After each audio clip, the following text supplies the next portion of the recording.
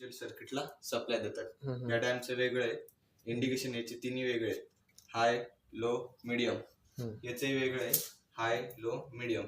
तसंच इकडं ट्रान्समीटर आणि इकडे रिसिव्हर लावलेलं आहे सर आपण. इथे रिले ज्याच्यावरून आपली पंप ऑपरेट होतोय, जेणेकरून म्हणजे आपली कन्सेप्ट अशी की जर पहिल्या डॅमचं पाणी ओव्हरफ्लो व्हायला लागलं तर दुसऱ्या डॅमला ते ऑटोमॅटिकली प्रोव्हाइड करेल. ठीक आहे. मग हा डॅम जर भरला असेल किंवा कमी झाला असेल याच्या इंडिकेशनसाठी आपण 3 LED तिथं यूज केलेत, तसेच समोरही यूज केलेत.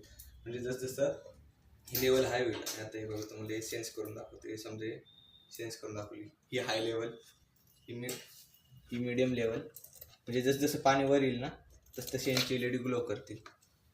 हां, आणि ही लो लेवल, लो मिडियम आणि ही हाय अशी. तशीच इथं पण आहे सेम, इथं पण हाय लो मिडियम. आता याच्यामध्ये सर हे बघा, हा डॅम मोकळा आहे बरोबर. या कंडिशनला आता कसं आहे की बॅटरी लावलेली ना आपण, त्याच्यामुळे ती स्विच आहे जी मोटर ऑपरेट करेल.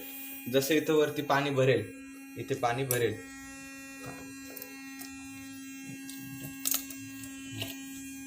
जसं इथं पाणी भरेल हे दोन्ही शॉर्ट होतील. म्हणजे याची लेवल आली इथपर्यंत अशी कंप्लीट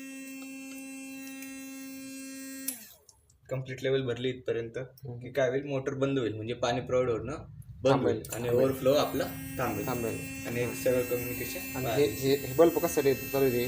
पलीकडे सेन्सर रिसिव्हर आणि ट्रान्सफर आहे सर, ते सिग्नल सगळं सिग्नल त्याच्यामुळे त्याच्यामध्ये कंटिन्यू चालू राहणार का? हां.